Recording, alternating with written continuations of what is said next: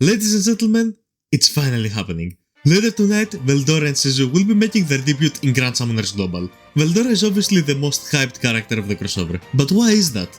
Well, it is because Veldora has a massive damage potential with a 200,000 multiplayer super art that makes all allies ignore enemy defense and also increase all human, demon and dragon allies damage by a massive 200%, which on paper makes this a 600,000 damage multiplayer just by itself alone. He also has an incredible true art that further increases all allies attack by 200% and an art that will increase his own art gauge over time. Not only that, but he also has a damage boost passive and a unique passive that heals all allies to max and gives all allies 100 art gauge once Veldora reaches critical health. To be completely honest with you, when I first read his kit on this video right here, I completely missed everything great about this guy, but reading everything once again just made me realize that this guy isn't playing around. Just imagine pairing this guy with someone like Evil Eye, for example, to utilize her unique passive and make him deal even more damage.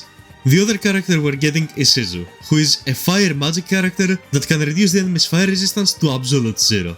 On her super art, she reduces the enemy's magic resistance by 160% or by 320% if the enemy is burning. On top of that, she can increase all allies' magic damage by 180% on her true art and an art that is guaranteed to burn the enemy. Shizu also deals double damage to an enemy who is burning, and she reduces the enemy's burn resistance by 50% for 2 minutes when the battle starts, which is similar to how Jumpstart or Summer Miyu's passive works, but with burn instead of art gauge. If you are in the need of a fire damage dealer, then Shizu has got you covered. For me personally, I am not really in the need for another fire character, but I would like to get her as well. Now, should you actually summon for those two? The answer is an obvious yes, and Veldora should be the main selling point, but Shizu is also really great to have. As for the equips, Veldora's cape is similar to Luvia's swimsuit, and those two will actually stack with each other and every other earth resistance thread in the game. We also got Veldora's gloves, which can give up to 45% magic resistance. Shizu's sword, which is probably the worst equip on the banner in my opinion, purely because it is a BE equip.